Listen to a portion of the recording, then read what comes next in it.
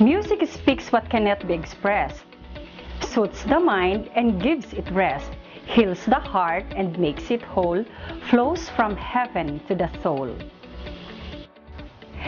Good day, grade 7 students. Welcome to 𝗙𝗏𝗧𝗏𝗏𝗡 Escuela. I am Teacher Grace, and this is your School on Air in Music 7. Tune in to DWND-FM, CMD Cable Channel 1, and also streaming live at SDO Cauayan Facebook page. Make sure to grab your modules with you, and let's begin!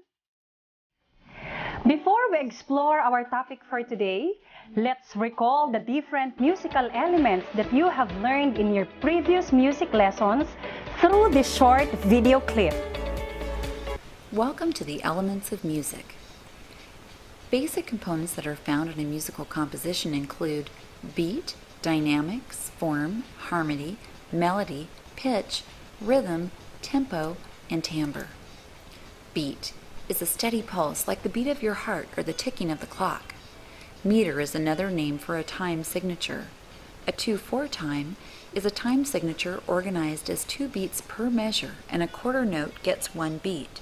4/4 time is a time signature organized as 4 beats per measure, and a quarter note gets 1 beat.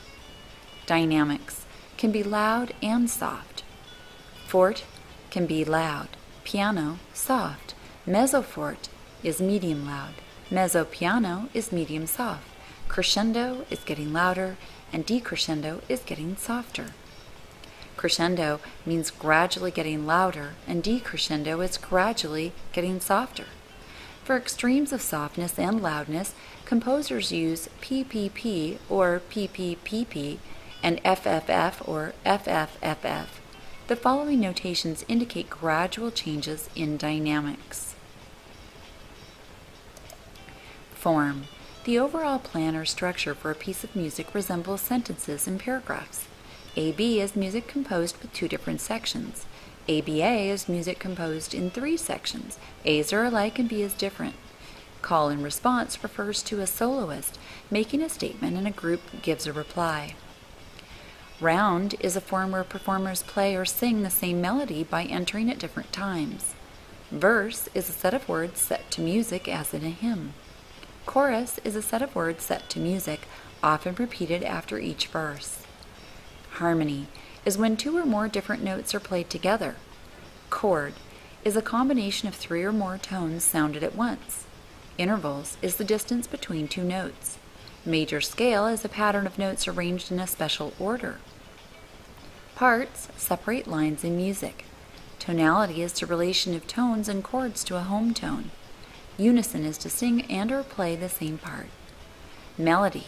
After hearing a piece of music, it is the melody we usually remember best. A series of single tones adding up to a recognizable tune. Begins, moves, and ends. It has direction, shape, and continuity. A melodic curve or line of pitches conveys tension and release, dissonance to resolution. Direction. Whether a melody moves higher or lower or stays the same. Skip. Moving from one note to another while missing several pitches in between. Step. Moving from one note directly to another. A step equals 2 half steps. Pitch. High and low frequencies when tones or notes sound high and low. Pitch is the highness or lowness of a sound. Pitch notation are symbols used to tell a performer what pitch to play. And middle C is the white key to the left of the 2 black keys at the center of a piano keyboard. Rhythm. Patterns of sound, long and short, or steady combinations. Notes are musical symbols for sound. A whole note, a half note, a quarter note, and an eighth note. Rests. Musical symbols for silence. Tempo. The speed at which the music is played. A fast tempo can signify a feeling of energy, drive, and excitement. A slow tempo can signify solemn, lyrical, or calm moods. Accelerando is becoming faster. Adagio is slow. Allegretto is moderately fast. Allegro is fast. Andante is moderately slow, a walking pace. Grave is very slow or solemn. Largo is really slow. Moderato is moderate. Prestissimo, as fast as possible. Presto is very fast. Retardando is gradually slowing, and vivace is lively. Timbre. The quality of a voice or sound, also called tone color. A trumpet sound differs from a flute even when each plays the same tone at the same dynamic level. Different textures or tone colors. It's used to recognize a repeated melody when the same instrument plays it each time. It reinforces a melody's emotional impact. Tone color can change by varying the number and type of instruments or voices. Now that you have reconstructed your previous knowledge about the different musical elements, you are now ready to explore one of our cultural identities, the folk songs of Lowlands of Luzon. Throughout the discussion, you will be able to, number 1, cite the musical characteristics of representative music selections from the Lowlands of Luzon after listening. Number 2, determine the musical elements, themes, and moods present in vocal and instrumental music of Lowlands of Luzon. And number 3, appreciate the simplicity of Luzon's lowland folk songs. Now, stay relaxed, feel good, and sing with us as we play example of folk song. But before that, please take note that we will be answering 3 questions at the end of the discussion. Number 1, what is a folk song? Number 2, what are the characteristics of a folk song? Number 3, what are the musical elements, themes, and moods present in folk songs of Lowlands of Luzon? Let's sing!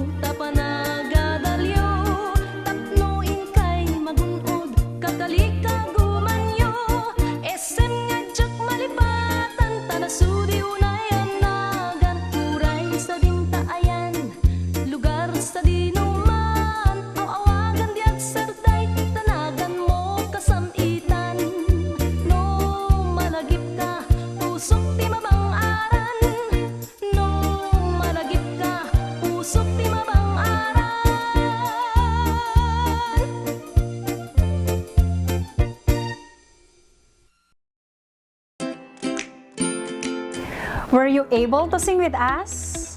I hope so, because that song is just one of the folk songs sung by your parents when you were just a child. What can you say about its tune? Is it easy to remember? What about its tempo? Is it hard to follow? What other musical elements are present in that kind of music? Folk songs are also known as traditional music. These are narrative songs that uses traditional melodies written by folks, sung and played with indigenous instruments available in a particular area. Folk songs are sung to accompany daily activities such as farming, fishing, putting baby to sleep, and others. Folk songs depict particular topics which have short and simple themes that centers on love, nature, work, religion, and others, thus having its mood about love, anger, happiness, sufferings, and thanksgiving. And most importantly, folk songs reflect our own culture and tradition. Folk songs in general have the following characteristics. Number 1, the lyrics are sung in own dialect. Because songs are based on the daily experiences of the people in a particular place, and the messages of the songs need to be understood and appreciated easily, the lyrics are written or sung in their own dialects. The example presented entitled Pamulinawin is an Ilocano folk song. Another examples of Ilocano folk songs are Manangbiday, Naranyag Abulan, Dungdungwen Kanto, Banatiran, and 𝗙𝗘𝗟𝗞. Can you name Ilocano folk song aside from the given examples? Tagalog folk songs came from the people who speak Tagalog. They have Bahay Kubo, Leron-Leron Sinta, and Magtanim ay di biro. The Kapampangans have their Atin-Kupong Singsing, Doredo, Kaka o Kaka, Tinanam kong Kamantigi, and Misan Akayaldawan. The Bicolanos have their own Sarong Banggi. These are just a few among the folk songs of Luzon that are sung in their own dialect. Number 2, passed down orally to the family and other members of the community. Singing is a form of social bonding among early Filipino families because they did not have any access to the internet, TV, and radio during that time. Singing folk songs became their favorite pastime. Number 3, the composers and lyricists are usually unknown. Most composers of Filipino folk songs are unknown because songs are just based on daily activities and are passed down orally. Number 4, begins with one key signature and ends with the same key. Do you know how to play a guitar? If you can play this instrument, you can try to play a simple folk song. While playing, you will notice that it starts with a particular key and ends in the same key. That only shows the simplicity of a folk song. Number 5, common meters used are duple, triple, or quadruple. These meters were very common during that time. The dances and common songs are based on these meters. The composers of the folk songs adopted these rhythmic patterns to their compositions. Number 6, primarily based on communities' culture, tradition, and livelihood. Folk songs serve as a form of socialization. It is one way of connecting people in the community. Folk songs describe the community's culture. It shows that people of the community have sense of unity and harmony. And through folk songs, it narrates the kind of livelihood of the folks in the community. And number 7, short and simple. In the next activity, you will listen to sample folk songs of Lowlands of Luzon. Before that, please open your module on page 14, for you will be filling in this table after listening to the songs. first row is the title of the song. On the second row, write whether the dialect is in Ilocano, Tagalog, Bicolano, or Kapampangan. On the third row, write duple, triple, or quadruple for its meter. On the fourth row, write the mood of the music, if it's about love, anger, happiness, suffering, and thanksgiving. On the fifth row, write major or minor scale under melody. On the sixth row, under dynamics, write whether if it is soft or loud. On the seventh row, write whether the tempo is slow, fast, or moderate. On the eighth row, write whether the texture is monophonic, homophonic, or polyphonic. And on the last row, write whether the theme of the song is about love, religion, nature, work. The fourth and the fifth column should be done on your most convenient time, as long as you will be able to submit on our next musical session.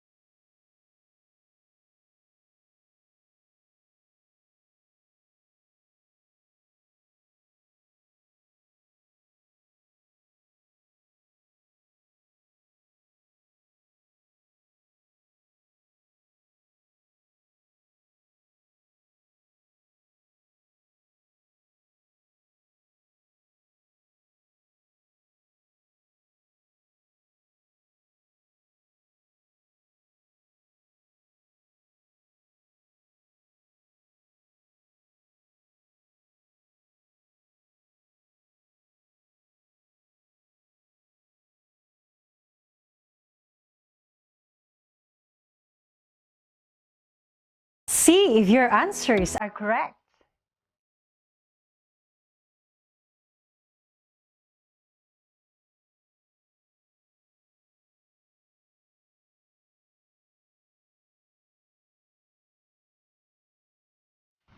Now, let's have the recap of the points to be remembered a while ago in the discussion. Number 1. What is a folk song? Folk songs are also known as traditional music. These are narrative songs that uses traditional melodies written by folks, sung and played with indigenous instruments available in the area. These are sung to accompany daily activities such as farming, fishing, putting baby to sleep, and others. Number 2. What are the characteristics of folk songs? Sung in own dialect. Originally passed down through oral tradition to the family and other members of the community. Composers and lyricists are usually unknown. Simple key signature of the song is used. Common meters used are duple, triple, or quadruple meter, based on community's culture, tradition, and livelihood. Lyrics are short and simple. What are the musical elements present in the Folksongs of Lowlands of Luzon? Common meters used are duple, triple, and quadruple. Key signature is simple. It starts with one key and ends with the same key. Melody is singable. Themes of the songs can be about love, nature, work, religion, and others. What is the mood of a folk song?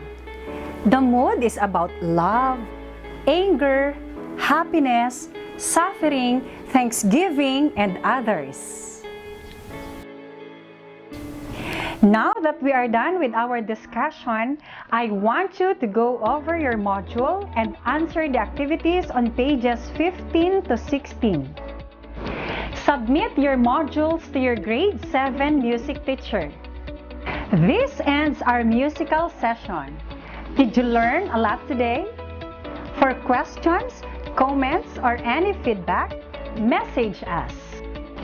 We assure you that no matter what we've been going through, learning continues.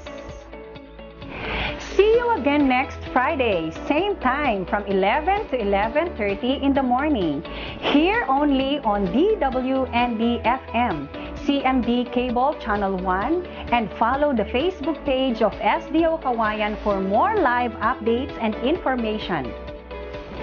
This has been Teacher Grace for 𝗙𝗏𝗏𝗧𝗏𝗏𝗏𝗏, bringing education in the comfort of your home. Be safe, everyone.